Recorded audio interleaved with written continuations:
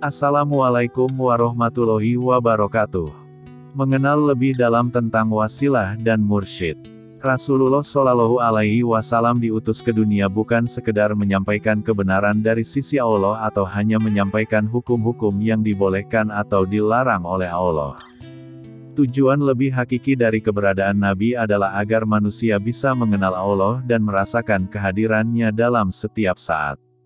Rasul adalah pembawa wasilah dari sisi Allah dan melalui wasilah itulah manusia bisa berkomunikasi dengan Allah.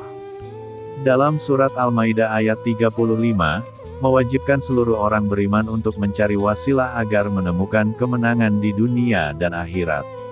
Wasilah bukanlah amal ibadah seperti salat, puasa, zakat dan lain-lain, seperti yang ditafsirkan secara syariat, karena seluruh amal ibadah hanyalah bentuk dari proses penyembahan terhadap Allah. Salat, puasa dan lain-lain hanya akan menjadi ritual hampa, menjadi tradisi dan budaya saja kalau tidak mempunyai ruh dari ibadah itu sendiri. Ibadah mempunyai unsur zahiriyah dan batiniyah dan keduanya harus ada agar ibadah diterima di sisi Allah. Secara zahir anggota badan kita harus mengikuti aturan-aturan yang telah disampaikan Allah kepada Rasul-Nya tanpa melebihkan dan menguranginya. Aturan itu sudah menjadi standar sebagai contoh bentuk gerakan salat, jumlah rakaat salat, aturan-aturan puasa, itu semua sudah baku dan tidak bisa ditambah atau dikurangi. Di samping aturan aspek zahir, ibadah memiliki aspek batin dan ini merupakan hal yang sangat pokok. Fisik manusia harus diajarkan cara menyebut nama Allah, begitu pula ruhani manusia harus diajarkan cara menyebut nama Allah. Di dunia ini sangat banyak orang yang bisa mengajarkan cara fisik manusia untuk menyebut nama Allah.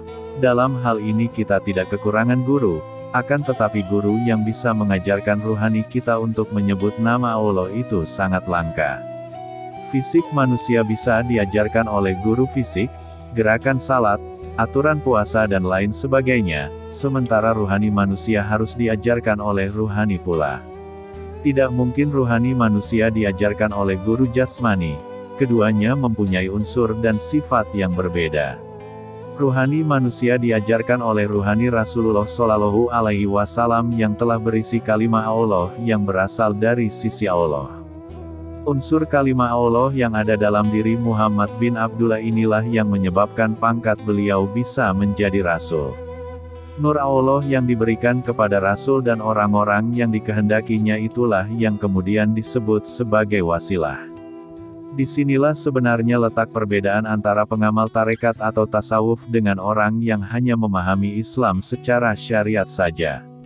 Pengamal tarekat untuk bisa menapaki jalan berguru terlebih dulu memahami dan menjalankan aturan-aturan Allah yang kita sebut syariat dan aturan itu akan tetap dilaksanakan seterusnya.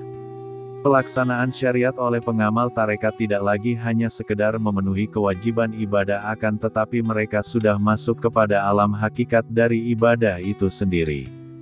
Untuk bisa menyelami samudera hakikat yang maha luas, diperlukan seorang pembimbing yang ahli di bidangnya agar tidak tersesat dan pembimbing ini dikenal sebagai guru mursyid. Dalam khazanah ilmu tasawuf guru mursyid mempunyai peranan besar dalam membentuk hierarki manusia untuk sampai ke tingkat realisasi tertinggi dalam menempuh perjalanan spiritual, karena dimensi Al-Quran telah tertanam dalam dirinya. Hanya saja persoalan ini jarang dikupas dan diteliti lebih dalam sehingga masih menjadi sebuah misteri dalam kehidupan manusia. Bahkan pemuka agama sekalipun banyak yang belum mengetahuinya. Guru mursyid hanya dimengerti oleh hati yang terbuka dan jiwa yang telah disucikan. Predikat mulia yang diberikan secara khusus oleh Allah kepada manusia pilihan ini sebenarnya secara gamblang telah disebutkan dalam Al-Quran Surah Al-Kahfi ayat 17 dengan sebutan, wali yang mursyida, artinya wali yang mursyid. Kata wali di sini dalam versi kaum sufi diartikan sebagai figur manusia suci, pemimpin ruhani, manusia yang sangat taat beribadah kepada Allah dan Rasul-Nya. Sedangkan kata mursyid diartikan sebagai nur ilahi, cahaya ilahi, atau energi ilahi. Cahaya di atas cahaya, Tuhan akan menuntun kepada cahayanya, siapa yang dikehendakinya, Quran Surah An-Nur ayat 35. Jadi hakikat mursyid itu tidak berwujud, akan tetapi setelah masuk ke dalam rumah wujud barulah ia memiliki wujud. Maka nur ilahi atau energi ilahi yang telah mewujud dalam ruhani sang guru itulah yang disebut dengan waliyam mursyida. Dan mursyid itu tidak banyak, yang banyak adalah badan ragawi yang disinggahi, hanya penampakan fisiknya. Ibarat pancaran sinar matahari yang masuk ke berbagai lubang, kelihatan banyak tetapi hakikat hanya satu, sinar itu juga. Kata nur cahaya, yang bermakna mursyid, tidak diartikan sebagai cahaya dalam pengertian bahasa. Mursyid sendiri berasal dari kata, irsyad, yang artinya petunjuk. Petunjuk yang bersumber dari nur ilahi. Jika kata, irsyad, ditambahkan, mim, di depannya maka petunjuk tersebut terdapat pada sesuatu, dimiliki oleh sesuatu. Maka, mim, harus diartikan sebagai seseorang yang memegang kualitas irsyad.